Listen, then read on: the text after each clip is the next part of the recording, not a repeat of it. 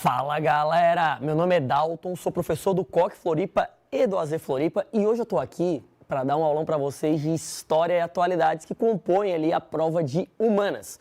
Então a gente vai ver aí dicas valiosíssimas, como o Rafa acabou de falar, nessa reta final para vocês prepararem aí e fazer uma excelente prova semana que vem, tá?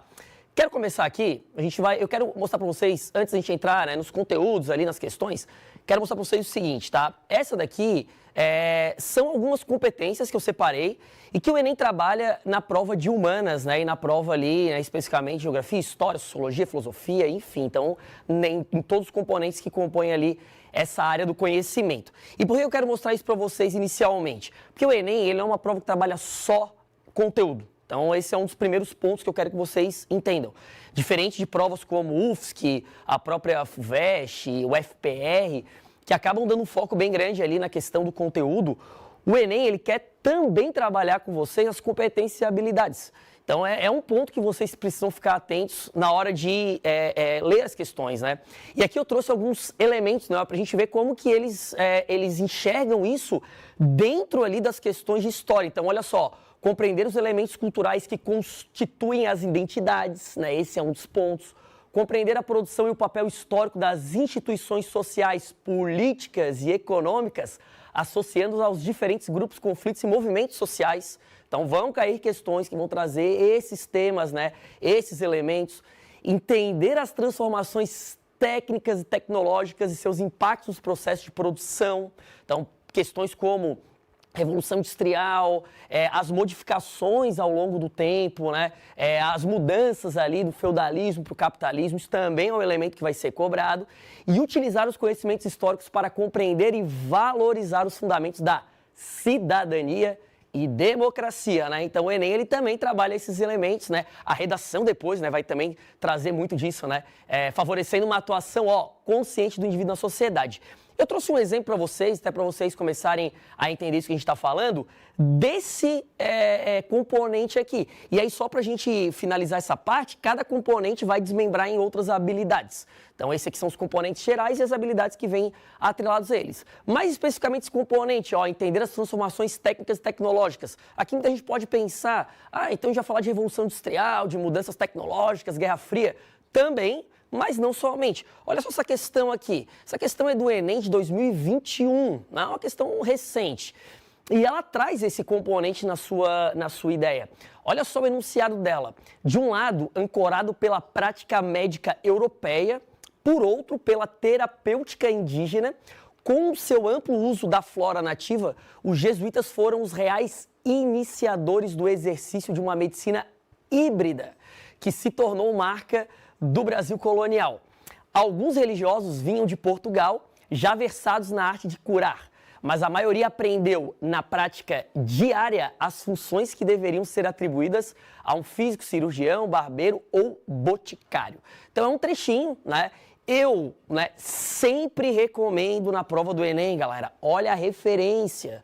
A referência, ela dá dicas valiosíssimas do que o trecho acima está falando. Eu acho que esse trecho ele é bem tranquilo de entender, né? Ele está falando ali da questão desse encontro ali dos jesuítas com as populações originárias aqui do Brasil, mas tem muitas vezes que os trechos eles não são tão evidentes assim. E aí, quando tu lê a referência, isso acaba te ajudando a situar o que esse trecho está falando. Olha só, ele dá o nome do autor e o livro, né? Doenças e Curas, o Brasil nos primeiros séculos, né? Então, obviamente, ele está colocando ali o elemento, né, do período colonial, que é um dos elementos que mais aparece na prova do Enem, inclusive.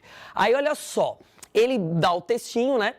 E aí ele pede o que esse trecho está falando em relação, né, a essa relação entre os povos indígenas e os jesuítas. Aí ele coloca, a adoção de rituais místicos. Não tem essa adoção de rituais místicos. Ele até coloca no trecho que eles já vinham com conhecimento prévio, mas acabavam aqui aprendendo também elementos ligados a esses povos, né? Rejeição dos dogmas cristãos. Não existe também esse elemento no trecho, tá? Uma dica aqui que eu acho que é primordial. O texto do enunciado manda na questão. Então a gente precisa estar atento a esse trecho, porque ele acaba sendo o nosso grande elemento para entender o que as proposições vão trazer. Então não tem rejeição dos dogmas, eles misturam os elementos, né? A letra C, superação da tradição popular, justamente o contrário. Eles estão trazendo elementos da Europa, estão pegando esses elementos aqui no Brasil. Imposição da farmacologia nativa, o trecho foi ao contrário, é isso. Eles falam, olha, eles trazem coisas de lá, mas eles também usam coisas aqui das populações originárias. E aí sobra, obviamente, a letra E, né? Conjugação de saberes empíricos. Como assim conjugação de saberes empíricos? A gente tem uma mistura dos elementos europeus com os elementos originários aqui do Brasil, né? E até tem uma hora que ele fala ali, né? Que os jesuítas, eles foram considerados os primeiros a fazer essa junção, né? Valorizar os conhecimentos que existiam aqui e também os conhecimentos que eles trouxeram da Europa. Então aqui é um exemplo para vocês verem como que essas habilidades são cobradas, né? Como que essas competências são cobradas. Não adianta tu saber tudo de Brasil colonial, não adianta tu saber tudo de relação entre povos indígenas e jesuítas e não compreender, né, o que essa relação se estabelece, como que ela se estabeleceu. E outro elemento que eu acho primordial, a valorização de vários conhecimentos, não só do europeu, a valorização também do conhecimento indígena, né? A prova do Enem, ela vai trazer isso muito forte. Daqui a pouco a gente vai trabalhar uma questão que vai tocar nesse ponto novamente. Beleza? Então aqui é só para abrir e vocês se ambientarem aí com as competências, tá? Agora eu quero falar dele, que é o queridinho das provas, né? O Vargas. Galera, assim, de todos os assuntos que a gente tem no Enem, tem alguns assuntos que eles são mais predominantes nas provas, né? E o Vargas é um assunto aí que, né, todo mundo sabe que acaba caindo bastante, né? Não só no Enem, em várias provas, mas o Enem especificamente ele traz bastante essa temática. Eu resolvi trazer para vocês para a gente dar uma revisada nos principais pontos, entender como é que funciona isso e até depois a gente ver como é que o Enem acaba cobrando, né, esses elementos. Olha só, a Era Vargas, né, que é um dos assuntos aí mais dominantes, ela vai de 1930 até 45. A gente não pode esquecer que o Vargas depois volta para o poder, né? A gente tem que lembrar que o Vargas, na primeira passagem dele, ele acaba depois sendo deposto, acaba sendo obrigado a renunciar, e depois ele volta lá em 51, né, como presidente eleito, né, até 54, a gente tem um fatídico suicídio do Vargas, né? Então, um dos caras que mais tempo governou o Brasil. Mas nesse primeiro momento, a gente tem a famosa Era Vargas, né? Que é esse período, que é o primeiro ali, né, que vai de 30 até 45. Temos que lembrar que o Vargas ele entra no poder a partir da crise da República Oligárquica. Então lembra que a gente tem ali, nos primeiros momentos do Brasil, a República da Espada, que é aquela república dominada, né, pelos militares, primeiro o Deodoro, depois o Floriano, e depois a República das Oligarquias, com o Prudente Moraes iniciando esse processo, onde as oligarquias, principalmente de São Paulo e Minas, estavam ali se revezando e se estabelecendo no poder. Com a década de 20, a gente tem a crise dessa república oligárquica. E aí uma das cerejinhas do bolo dessa crise é a crise 29, que vai afetar muito o quê? O café, né? O Brasil tinha como carro-chefe na economia o café. Isso acaba, obviamente, derrubando e enfraquecendo muito essas oligarquias.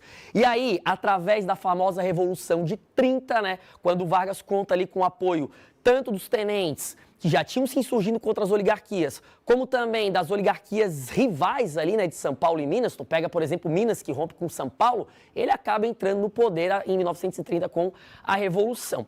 A Era Vargas é dividida em 3 períodos, tá? Período do governo provisório, constitucional e ele, né, o famoso Estado Novo, que é o que acaba aparecendo mais nas provas. Separei alguns pontos aqui para vocês ficarem atentos, né, e não perderem, né, como que é esse período que é tão relevante na história do Brasil. No governo provisório, o próprio nome está dizendo, né, ele é provisório. Claro que o Vargas talvez não entendeu muito bem o significado da palavra, porque foi um provisório que durou quase 5 anos, mas olha só, ele vai revogar a nossa primeira Constituição Republicana, que é a de 1891, e até para tentar desarticular ali o poder das oligarquias, e aí ele vai começar a governar por decretos. Então a gente vai ter o Vargas, né, fazendo um governo ali por decretos, fecha o legislativo, né, não tem mais o legislativo ali para estabelecer as leis. E ele também nomeia interventores estaduais, né, principalmente os tenentes, que ajudaram ele na Revolução de 30, e também as oligarquias rivais ali a São Paulo, né, foram colocadas ali como interventores. É nesse período, galera, que explode a famosa Revolução de 32, que é talvez uma das guerras mais emblemáticas, é uma guerra civil que vai acontecer no Brasil. São Paulo, né, que perdeu a moral ali da República Oligárquica, vai acabar se insurgindo contra o governo e a gente tem essa revolução acontecendo. Ela dura 3 meses, tá? Apesar da derrota de São Paulo, aqui tem até um cartaz ali, ó, do lado mostrando, né?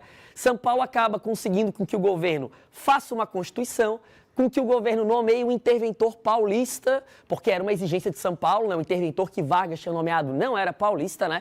E isso acaba, para os paulistas, muitas vezes considerando uma vitória, né? Porque as atribuições que eles queriam foram atendidas, tá? E aí, com a Revolução de 32, né? O Vargas marca uma Constituinte, temos então a nossa terceira Constituição, segunda republicana, que é a de 1934. Ela é considerada, para a época, né, uma Constituição uma das mais avançadas que o Brasil teve em termos democráticos, em termos, né, de legislação, e é ela que começa a incorporar o quê, galera? As famosas leis trabalhistas, que vamos falar bastante adiante ali, que é uma das características principais ali do governo Vargas, tá? Com a Constituição, temos o governo constitucional. Foi definido nessa Constituição que o primeiro presidente seria eleito pela própria Assembleia e adivinha quem foi eleito? Vargas, né? Vargas continua como presidente. E aí a gente vai para o governo constitucional. Qual é a grande marca desse governo? É uma briga, uma disputa política de 2 grandes grupos. E aqui eu quero aproveitar para falar para vocês uma coisa. A gente nunca pode desvincular o que está acontecendo no Brasil com o que está acontecendo em outros locais do mundo, né? É muito importante vocês entenderem que as coisas são contextualizadas.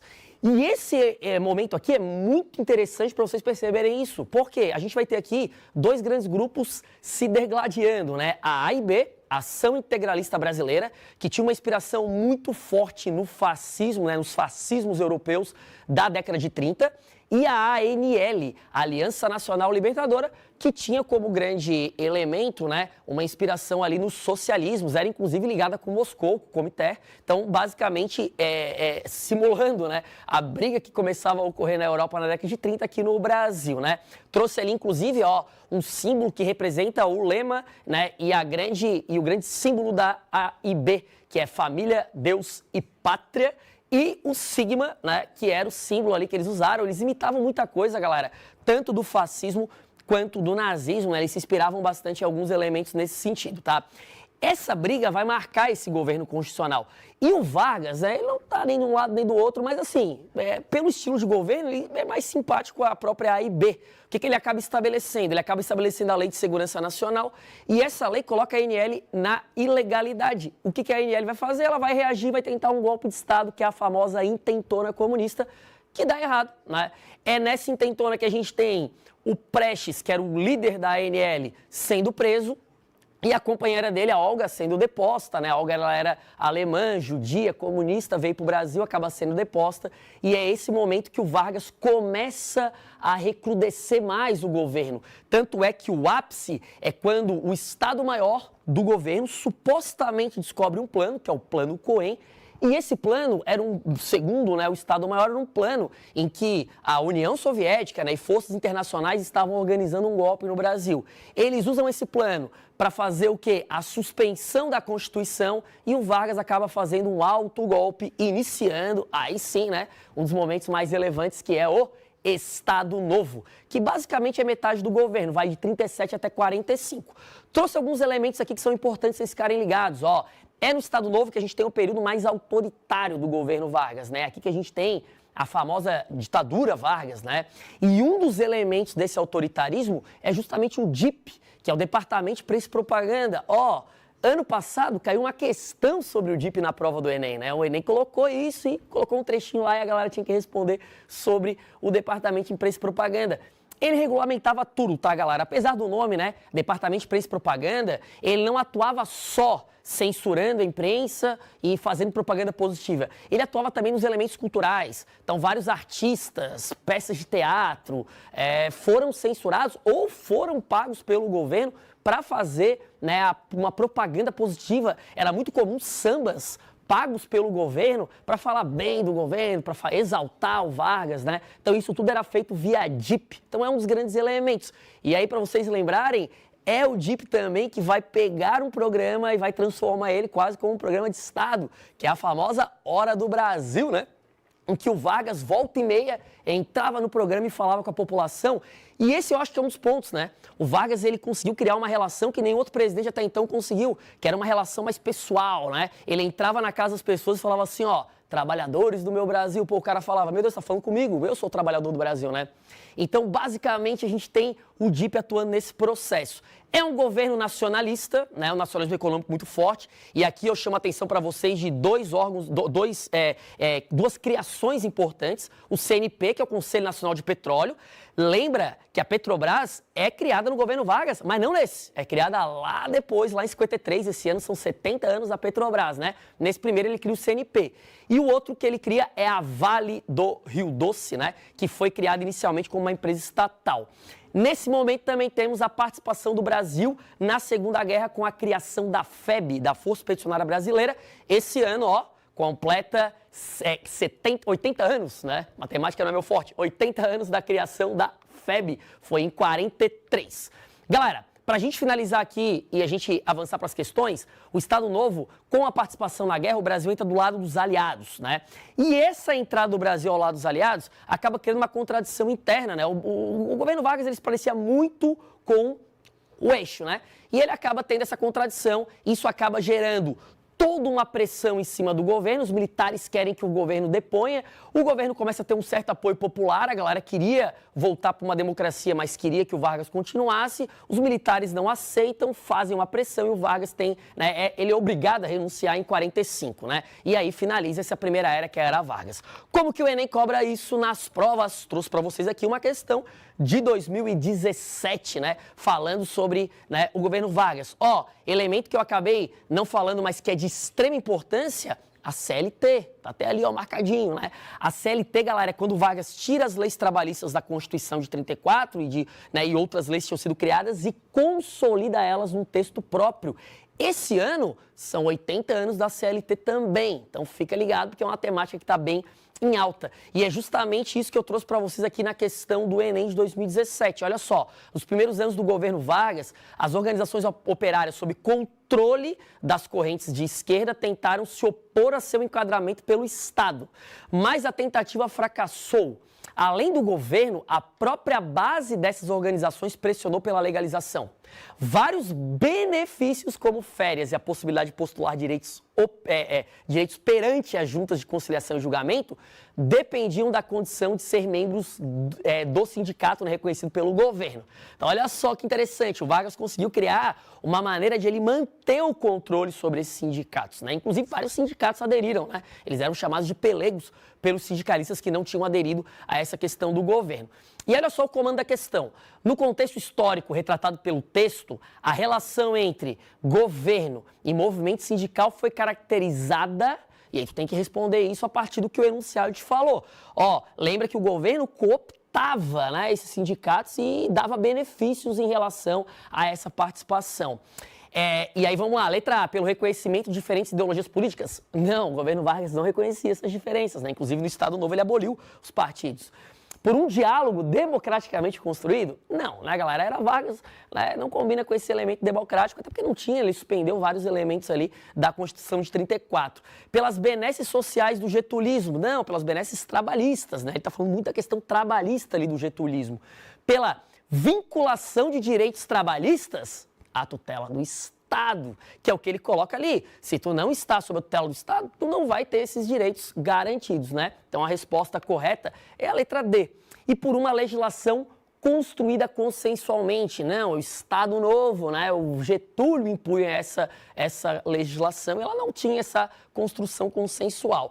E uma coisa que eu quero, né, usar essa questão como dica: toma muito cuidado com as proposições que são consideradas distratores, porque elas estão ali para justamente distrair vocês, né? Então, olha para o texto, lê esse texto, né? Eu até gosto muito de estabelecer a ideia de que, ó, o comando da questão tem que ser lido primeiro, para vocês verem o que vocês têm que buscar ali no texto. Beleza?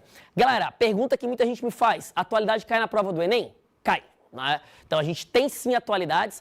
Ano passado caiu uma questão envolvendo a relação Rússia e Ucrânia. No passado, né, com tudo aquilo que estava acontecendo, eles botaram uma questão sobre a anexação da Crimeia. Então, assim, o que vocês podem esperar? Vocês podem esperar questões que acabam sendo contextualizadas com os eventos de atualidade. É muito difícil, por exemplo, eles botarem uma questão diretamente sobre guerra Rússia e Ucrânia no ano que isso está ocorrendo, tá? Mas eles trouxeram, né? Aconteceu em 2014 a anexação e eles trouxeram uma questão falando disso. Então fica bem atento. E aí, só para a gente fazer uma revisãozinha rápida desse conteúdo, vamos lembrar o seguinte, ó. A relação Rússia e Ucrânia, ela começou a ter muitos problemas a partir ali de 2020, 2021, e acabou estourando ali em 22 com a invasão da Rússia, né, na Ucrânia, né? Então, eu trouxe para vocês 3 elementos de tensão: expansão da OTAN pelo leste europeu, a acusação que o Putin fez, né, do governo ucraniano estar promovendo um genocídio ali na região de Donetsk e Luhansk, e a ideia de que, né, o próprio nacionalismo russo traz de que a Ucrânia é um país artificialmente criado pela União Soviética e logo não é um país soberano, tá?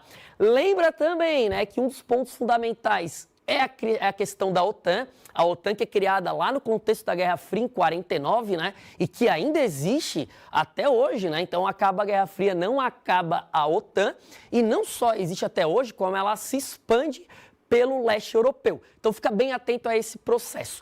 E para finalizar, a gente tem a última dica, rapidinho final, questão indígena. Vamos lembrar que esse ano foi muito discutido o que, galera? A questão do marco temporal e ao direito indígena pela terra. Então é uma questão que vocês têm que ficar atentos, é uma tese que está sendo ainda muito debatida, tanto no Congresso quanto no próprio STF, e que o Enem gosta de trazer, né? Trouxe aqui uma questão de 2017 para vocês, em que eles falam, né? Eles dão um trechinho da Constituição, trazem o elemento da terra, ó, que está colocado na Constituição de 88, e aí eles perguntam, né, a persistência das reivindicações relativas à aplicação desse preceito normativo tem em vistas a vinculação história fundamental entre espaço e sobrevivência. A terra para os povos indígenas não é somente a questão da sobrevivência, a questão, né, econômica, é também uma questão cultural. Esses povos precisam dessa terra no sentido cultural e por isso que é tão importante esse debate, né, que tem relação da terra indígena com relação a esses direitos da Constituição de 88. Beleza? Galera, espero muito que vocês tenham gostado, anotado essas dicas aí. E agora deixo vocês, né, com um mestre da geografia, né, um monstro, professor Groth.